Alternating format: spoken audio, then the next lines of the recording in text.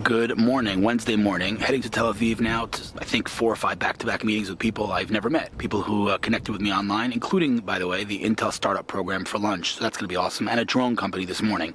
Then this afternoon, my weekly I-24 News segment on tech. So that's going to be great. It's been a couple of weeks because of Hanukkah. In other news, a little disappointed in myself because I did not work out this morning. Called Noam, my trainer, off because I woke up with a huge headache. Feeling a little better now, but I am disappointed that I did not work out. Not a good way to start the day. And a huge thank you and shout out to Jeff Handel and Joseph Goldsmith, who created the following intro for the vlog. Enjoy it.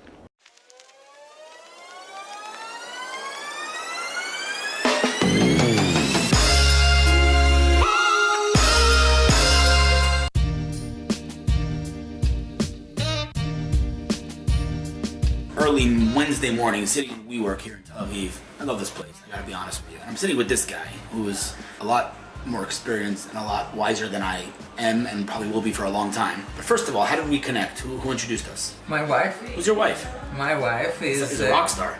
Stilinski is a rock star, definitely. Now she's working in Microsoft. What does she do there? Oh, she is responsible for partners. Partners at Microsoft. She's like a name. Yes, definitely. I would say she's a brand.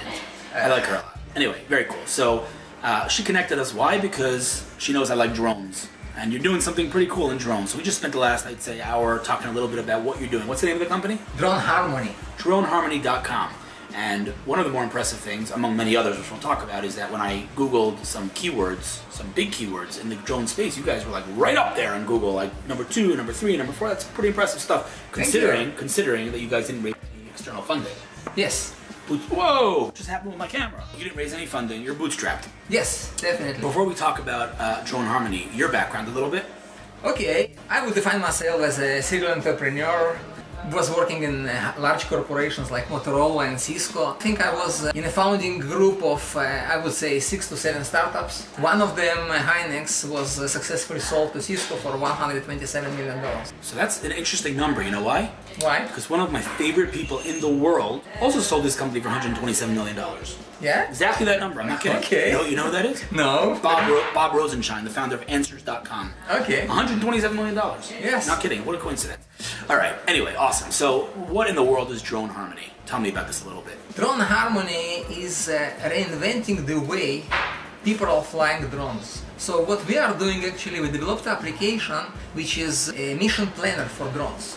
Everything is done in 3D. So you are planning your flight in 3D. You are putting elevation data inside. You are simulating everything on your Android tablet, including overlaps of your images, including the quality of your images. Can I just say something? Sure. Do you forgive me for interrupting you? Yes. Did you ever hear of the comedian Elon Gold? No. He's a big comedian. Jewish guy in I don't California. know. Good friend of mine. He's a very funny guy. Anyway, Okay. he has a skit on the Tonight Show where he talks about accents. And he says that, you'll hear where I'm going with this. He says that, British people, whatever they say, they sound smart. Okay. Whatever they say, they could say the meanest, most ridiculous things, somehow they sound smart. I think the same is true for Russian accents. You're talking, and I happen to know you're very smart, but even if I didn't know you were very smart, you just sound really smart. Hillel, you know what I can tell you?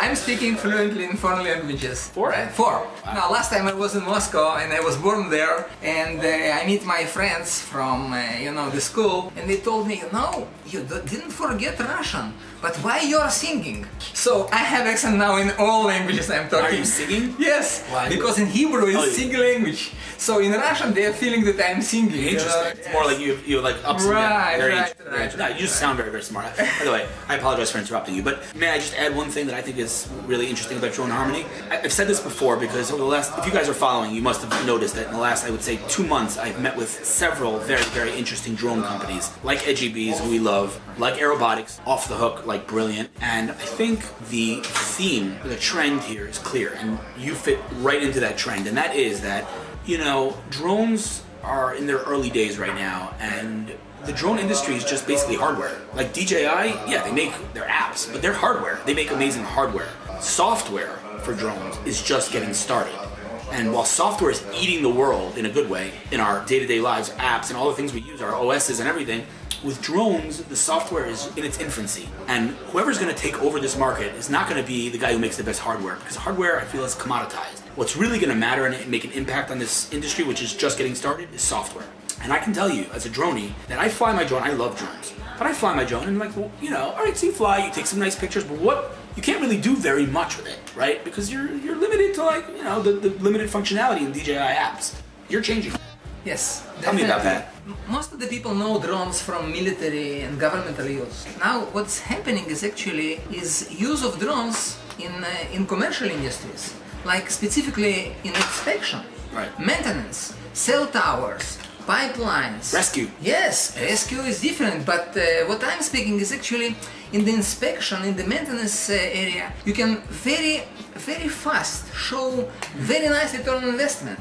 So, for example, if you need to go up on the tower on 4 times a year, and it should be a person which is going up, I don't know, 50, 60, 70 meters, and you can change it with one drone, right, 20 minutes work, and provide quality pictures. So, quality is most important here, okay, because if you are taking into account that you have corrosion on the cell tower, or something is not connected right, it can actually bring much more return. Right.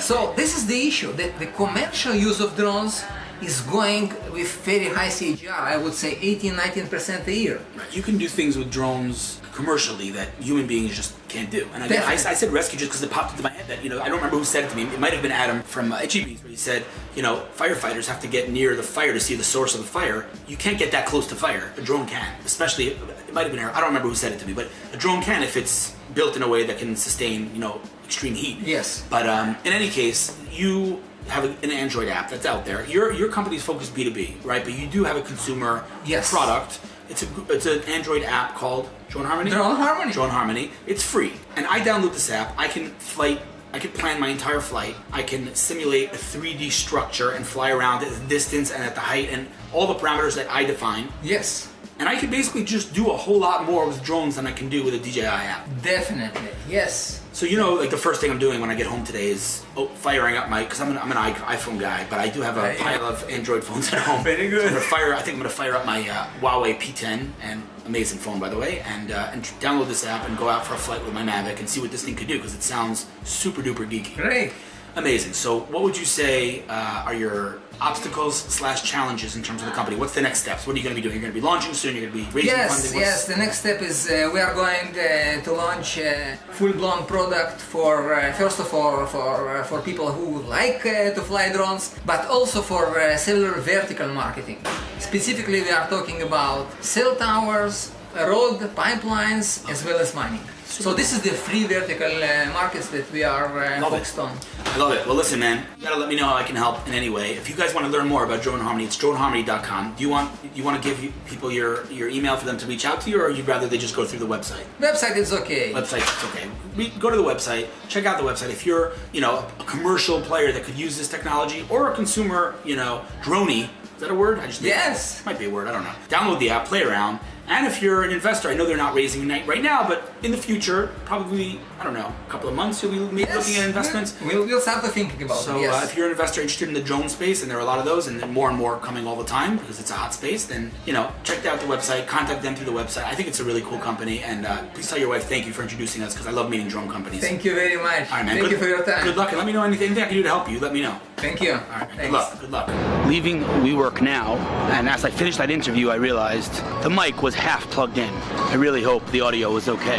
Heading now to meet a company called Optibus. I know very little about them, but someone I tremendously respect introduced me, so I'm going to their offices to hear what they're up to. Beautiful day in Tel Aviv. Beautiful.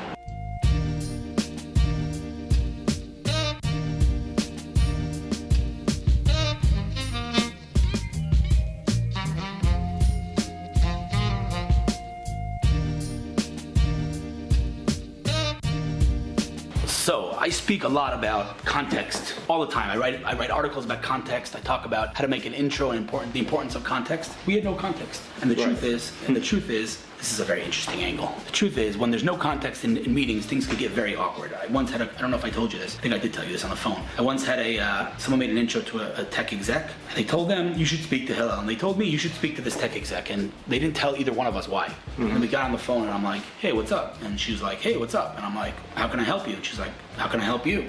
It was like the most awkward conversation on the planet. In this case, someone we both like and respect introduced us, and so, he didn't give me much context. I don't think he gave you much context. So I came in here not knowing anything really, except for a little Googling that I did. But I think it was a very, very delightful meeting. I enjoyed it anyway. Yeah. Who are you? Hi, Amos, co-founder, CEO of Optibus. Optibus.co, correct? .co. What the heck is Optibus, and how is it that you guys are so big and so successful and I never heard of you? It's a real problem. I don't know what's going on with my camera today, but it's giving me a hard time. All right, what is Optibus? Seriously, tell me more. Yeah, so Optibus is about taking cities and taking transportation in different places in the world and planning all the operation of transportation very efficiently. So think about, taking a city like Los Angeles with all the different transportation needs that they have and make the transportation much more efficient by using data, using machine learning and optimization algorithms. Okay, so before you get confused, because I got confused, right? You're not competing with Move It. Move It's doing it for consumers. No. You're doing it for the city. We're doing it for the city or for the operator. Okay. For those that have the mission of operating transportation in the city, either buses or light rail or trolleys, all of that. And we basically tell them how to do the transportation of the city. So we are not in the business of telling the passengers which bus to take, right? But we will tell the bus what to do to operate all the transportation in the city. In the most efficient manner. In the most efficient manner, both to passengers and to operators, by saving them tons of money and making transportation much more efficient and on time for passengers. And what I love most, honestly, is that you guys are working with the biggest companies in the world, globally, right? Right. And I never heard of you. I always love discovering new Israeli companies that are like massive scale. Right. So first we work with the biggest or almost all of the public transit operators in Israel. So every bus that you take almost in Israel is somehow connected to Optibus. And we work with the biggest one in the US and in Europe. And so you have some recent news. Funding, yeah. Indeed. Well, it's not so recent anymore. It's pretty big news. Not so recent. Yeah. Pretty big news. A few months ago, yeah. We closed a $12 million A round led by Pitango. Pitango is the biggest. I think they're officially the biggest VC in Israel. Yeah, I think the biggest in Israel. Verizon Ventures as well joined the round. I love it. I bumped into Jeremie Paris, and I interviewed him on the vlog. I love Jeremie. Cool. Big fan of Jeremie. You know that he's on Instagram. He's on Facebook. No, I didn't know he's on Instagram. Yeah, he's on Instagram. I bumped into him in Herzliya. I was like, Jeremie, I must ask, is that really you on Instagram or someone else doing it for you? He goes, no, that's me. He's on Instagram, like active. I love it. He's on Twitter too. I love it. Jeremie Paris, if you're not familiar, is the son of Shimon Peres, biggest VC in Israel in terms of capital, and some remarkable companies in the Pitango portfolio, other than Optibus. Anyway, so how many people work here? So we're almost 50. I think we're 47 or 48 today. Super cool. Yeah. And I should say you have one of the cooler views I've seen in a long time. Although all the companies they can see it, Yeah, we're gonna turn the camera around in a second and show you. This is like all I think of when I see this view is drones. But anyway, so yeah, I mean the bottom line is you guys are scaling. You guys are solving a real problem for transportation companies, and you're joining, I would say, one of the hottest waves in this country. I think that there are a lot of cool companies in all different spaces. Like this morning I interviewed a drone company, and there are several of those, but I believe transportation, especially after the Mobileye acquisition, is one of the hottest kind of, I would say, small little mini ecosystems in this country, and you guys are definitely up there in terms of the hotter companies, and it's amazing to me that I'm ashamed to say that I hadn't heard of you before. I think in general, if you look at startups in our field, not only in Israel, also in Israel, mainly in the US, they're all trying to add to the current transportation, different type of transportation, like Uber, Lyft, Via, all those, mainly solving like first mile, last mile problem. We are solving all the rest of the miles, right?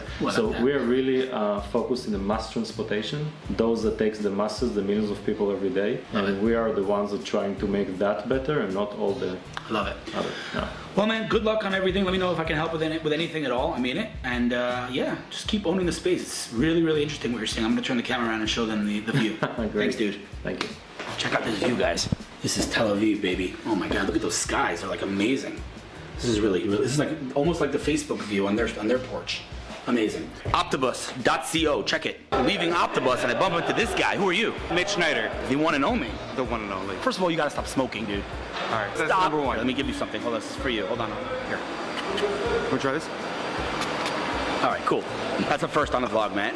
Really? Right. That makes you cough? Really? We're not smoking? That's gross. All right, what do you do, man? Talk to me. So I am the marketing manager for a company called Jpeg Mini, which is a photo optimization software that can compress your photos without losing the quality of your photo. I know what you're thinking. Pied Piper. We are definitely called the Pied Piper in real life. We actually have a sister company called Beamer, which compresses your video without also harming the quality. So that's the name of the game. Think about how much storage you could save on your phone as a consumer, but as a business, instead of using terabytes and terabytes of storage, if I can compress these files without losing any quality, that's like a huge home run.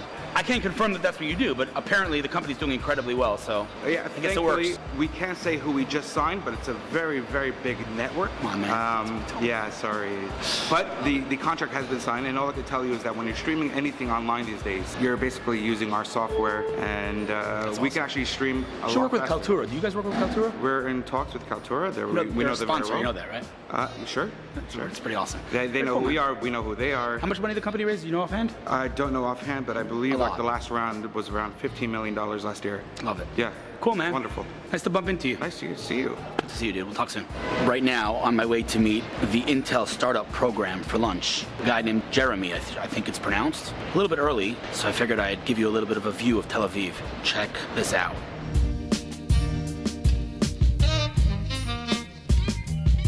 First of all, that was an obscene amount of steak. It was. I think we had 43 ounces of steak, 1.2 kilo of prime rib steak. That was incredible.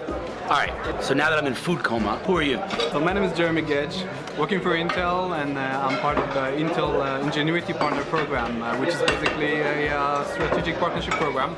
We find startups, good startups, interesting startups with an even more interesting technology. If we find a connection between Intel's roadmap and Intel's technology. I was told, sorry for interrupting, I was just told by someone who's like you, an expert on photography, that I should look at the person when they're talking, because I always look at the camera. So I'm going to now make a concerted effort to look at you. Yes, continue. All right, yeah. As you may know, Intel has many different technology focuses and sectors and products. It's a big company. It's a huge company. Yeah.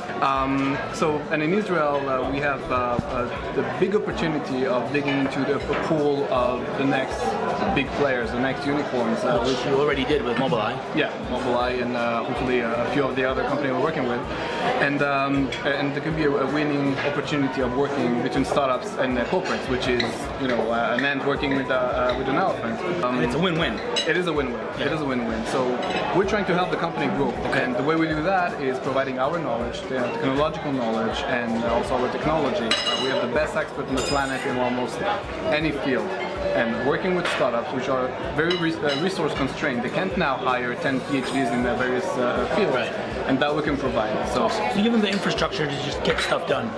well, we give that for with the purpose of collaborating on a specific technological project. So in other words, you're looking at companies that have synergy with Intel, not just random. Yes. Yeah. Okay, got it. All We're right, the so business of making money. We did a purpose. you don't take equity in the company. We don't. So how do you make your money? Let's say Mobileye just was founded, and we identify her and say, okay, we're gonna help you build your AI model. We're gonna help you build your chip, and you're gonna go to the market with your Intel chip because you might not have the resources to design your whole chip. We're gonna help you do that. Okay? You're not gonna pay us to do that. We're gonna do it because we identify that you might become the next big player. Got it. So if someone who's watching this is an entrepreneur, give me kind of your elevator pitch of what you're looking for. Like what spaces, what verticals, what stages. Just tell me a little bit about that. All right, we're looking for mature technologies. Okay, as I told you before, working with a corporation, it takes some bandwidth. So we're either a new product or a new feature, and that takes time. So your technology must be mature, and you must have the bandwidth of working with a corporation. Now, regarding the fields, everything that's if you look Intel in the news, you're going to hear many buzzwords, which are very big and major activities of Intel. You're going to see 5G, AI, computer vision, cybersecurity, machine learning, data centers, and almost whatnot. There's a bit of not, but VR also. VR also. Yeah. Certain All aspects of VR. all those spaces. Yeah. Yeah. Okay. And mature technologies that have bandwidth to work with corporations. So, I mean, it's a pretty wide scope. It is a pretty wide scope. It's not like very super duper like niche. Yeah, it's not. It's Pretty awesome. And then let's say, someone applies for this. How do they even apply, by the way? How does someone apply to be part of this? Intel.com/IPP was the form. Okay, that's pretty easy to remember. Intel.com/IPP. Okay. Yeah. Or through me, or the program founder and manager Ray Ramon. Ray Ramon is the man. He's the man. He is the man. He really is the man. All right. So, if somebody wants to contact you directly, what's the best way to do it? On Facebook. On Facebook. Yeah, I think it would be the best. You don't want to give your email, though. I'm assuming. I'd rather You could say no. It's fine. Yeah. I'd rather not. So your Facebook is what's your So Jeremie. Just for your name. Yeah, just my name. Jeremie. Jeremie.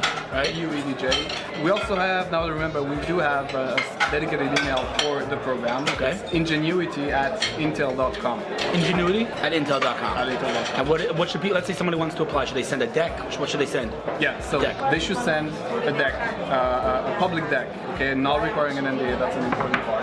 Describing their technology. There's been NDAs today, man. What is this? We're a corporation. we gotta be careful. In your case, I understand NDAs, but I always say startups that are secretive about what they're doing are making big mistakes. I've read your blog post and I completely agree with it. Awesome. Yeah, so a deck and do your homework. Okay, please. Thank God. Do your homework. Read about Intel. I don't want to see an email. Hey, I got this. Can we work together? No, I want to hear. Hey, I've seen the news about BK saying we're going to invest in data centers and data processing technology, and so I think I have a connection. So this is such an important lesson, and I'm just gonna add on to what you just said, and that is doing your homework before pitching in the startup life. Whether it's to an investor, whether it's to a journalist, whether it's to Intel, it doesn't matter. I cannot tell you how many people reach out to me on a daily basis and say to me, "I'm doing this. No one else is doing it." I'm like, well, "What about this company? I never heard of them." It drives me crazy. Like, why would you not do a little homework on your market, like before spending time and resources building a company? You don't even know what you're up against. It's crazy. So do your homework. But if you think you're relevant for the Intel, hey, quiet back there. Then just send in your deck, and if you want to let me know, I'll put in a good word if I like you. But yeah, man, this was fun. We should do it more often. Where are you based? Actually, you're based right here, no? So we have an office at the floor. The floor. Yeah, leading a fintech hub in Israel and a partner of Intel.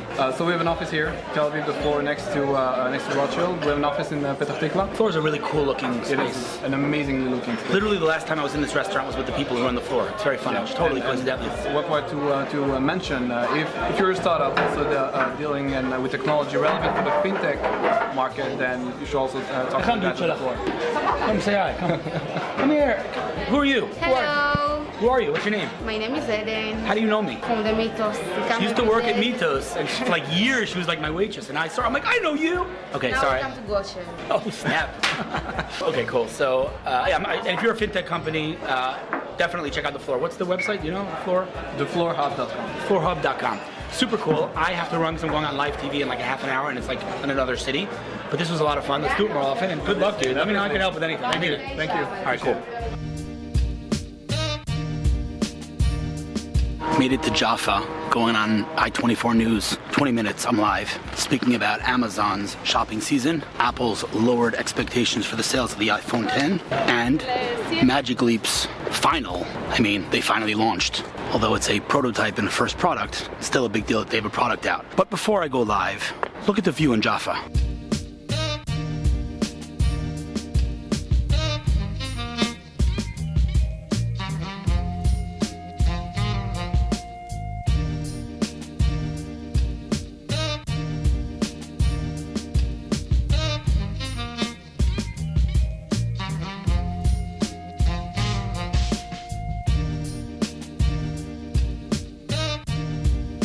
What up? Hey! Who are you? Let's do it! I'm Vika. What do you mean? Fashion that's right. Tech. What do I mean? And I-24 News. Yeah, we're going Bring on. you the best. Love it. Who are you? Tell me about you a little bit. Come here, practice. Who are you? Hi, I'm Ron Stilinski, co-founder and CEO of ICV Ap. ICVApp.com, right? Yeah, getICV.com. GetICV.com, that's your Yeah. website. What's your elevator pitch? Hit me. Elevator pitch. ICV is an end-to-end matching solution between companies and skilled candidates in the IT industry worldwide. What we can do, we can predict the compatibility between an applicant and a job description of a company and tell him what the percentage of possibility he can go in and enroll in the company and help them only filter and screen the best matching jobs for him. Same goes for the company. Instead of going for thousands of CVs, they'll go only for like the top 5 or top 10%. Dude, the elevator ended a long time ago, man. All right, 60 seconds. Just kidding around. But Tinder for job applicants. Basically. Love it.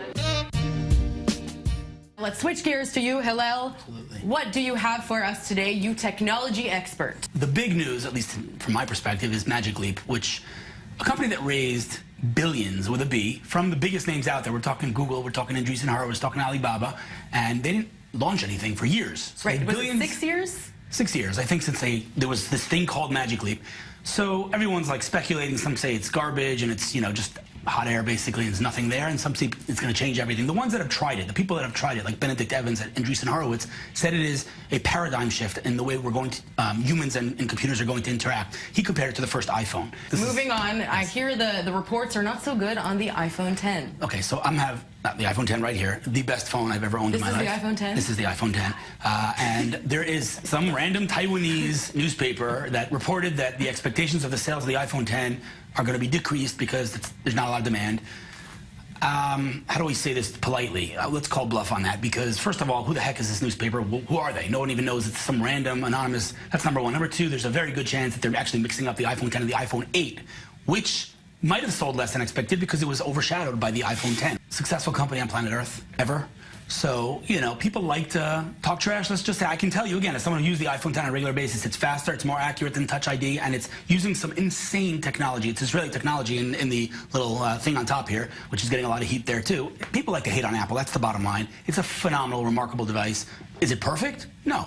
But it's the future of Apple and the future of mobile in general in terms of the technology that's in here. There's no question about that. And what's your favorite part of the iPhone 10, I have to ask? It's probably Face ID or the augmented reality AR kit that Apple's, really going full-blown into AR, which is, again, perhaps the future of computing in general. So when Apple adopts something, it does go mainstream like it always has in the past. So that's really interesting. Take a look keep your eye on that for sure. All right, some really interesting stuff. That's all the time we have. Thank you so much, Hillel. Thank you, Ron. Really interesting. Thanks, guys. Well, that was a long day. Tomorrow's going to be great. See you then.